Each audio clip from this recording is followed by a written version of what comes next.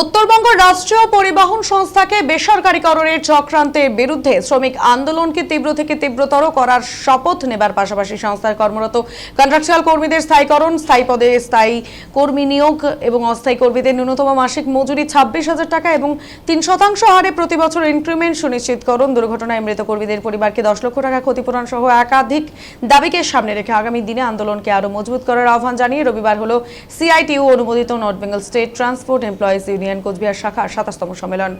এদিন কোচবিহার শহরে সিআইটিইউ কোচবিহার জেলা দপ্তর গোপাল সাহা ভবনে এই সম্মেলনের উদ্বোধন করেন সিআইটিইউ কোচবিহার জেলার সাধারণ সম্পাদক জগৎজ্যোতি দত্ত। উপস্থিত ছিলেন সংগঠনের সাধারণ সম্পাদক গৌতম কুণ্ডু। এই সম্মেলনে 62 জন প্রতিনিধি গ্রহণ করেন।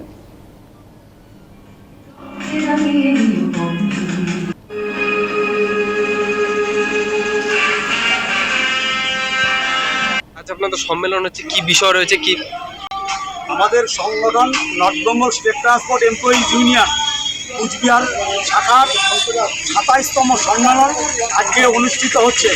সংগঠনের সিদ্ধান্ত অনুযায়ী আগামী 9 এবং 10ই নভেম্বর আমাদের সংগঠনের কেন্দ্রীয় সম্মেলন শিলিগুড়িতে অনুষ্ঠিত হচ্ছে। এই কেন্দ্রীয় সম্মেলনকে সামনে রেখে সমস্ত জোড়াই থেকে কলকাতা পর্যন্ত সমস্ত ডিপুতে ডিপু সম্মেলনগুলো হচ্ছে। তার মধ্যে আজকে আমরা কুচবিহারে করছি। আমাদের সংগঠনের দাবি, সংগঠনের এই শিল্পকে কোনো অবস্থায়, উত্তরবঙ্গ রাষ্ট্রীয় পরিবহনকে কোনো অবস্থায় বেসরকারীকরণ করা যাবে না। এই শিল্পকে রক্ষা করতে হবে এবং এই শিল্পের কন্ট্রাকচুয়াল এমপ্লয়ি যারা আছে তাদের অতি দ্রুত তাদেরকে পার্মানেন্ট করতে হবে, রেগুলার করতে হবে। যতদিন পর্যন্ত রেগুলার করা না যাচ্ছে তাদের ন্যূনতম 26,000 টাকা বেতন বৃদ্ধি করতে হবে। এই সংস্থায় কন্ট্রাকচুয়াল এমপ্লয়ি যারা আছে তারা কর্মরত অবস্থায় যদি কোনো দুর্ঘটনায় ঘটে এবং প্রয়াত হয় তাহলে তাদের ন্যূনতম 10,000 টাকা ক্ষতিপূরণ দিতে হবে এবং তাদের পরিবারের সংসার প্রতিপালনের জন্য একজনকে চাকরি দিতে হবে। এই রকম বেশ কিছু দাবি সহ আমরা 7 দফা দাবি নিয়ে আমরা আমাদের আজকের এই ডিপু সম্মেলন করছি।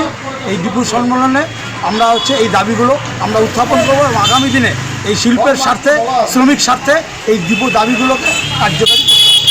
মহিলা কন্ডাক্টর নিয়ে মহিলা কন্ডাক্টর আমরা দাবি সনদের মধ্যে রেখেছি যে আমরা শুনতে পাচ্ছি যে মহিলারা যারা আছেন কন্ডাক্টর ডেজিগনেশন তাদেরকে গাড়িতে ডিউটি করতে হবে, রাস্তায় পথে নামতে হবে। আমরা সংগঠন তীব্র বিরোধিতা করেছি এবং আমরা মাননীয় সংস্থার চেয়ারম্যান মহাশয় এবং এমডি সাহেবের কাছে আমরা স্মারকলিপি প্রদান করেছি। কোনো অবস্থাতেই মহিলা কন্ডাক্টর যারা আমাদের এখানটায় কর্মরত আছে তাদেরকে গাড়িতে তোলা যাবে না, তাদেরকে রাস্তায় নামানো যাবে না। তার সফলতা কামনা করে দুটি গণসঙ্গীত পরিবেশন করার চেষ্টা করছি। আমি তার সফলতা কামনা করে দুটি গণসঙ্গীত পরিবেশন করার চেষ্টা করছি।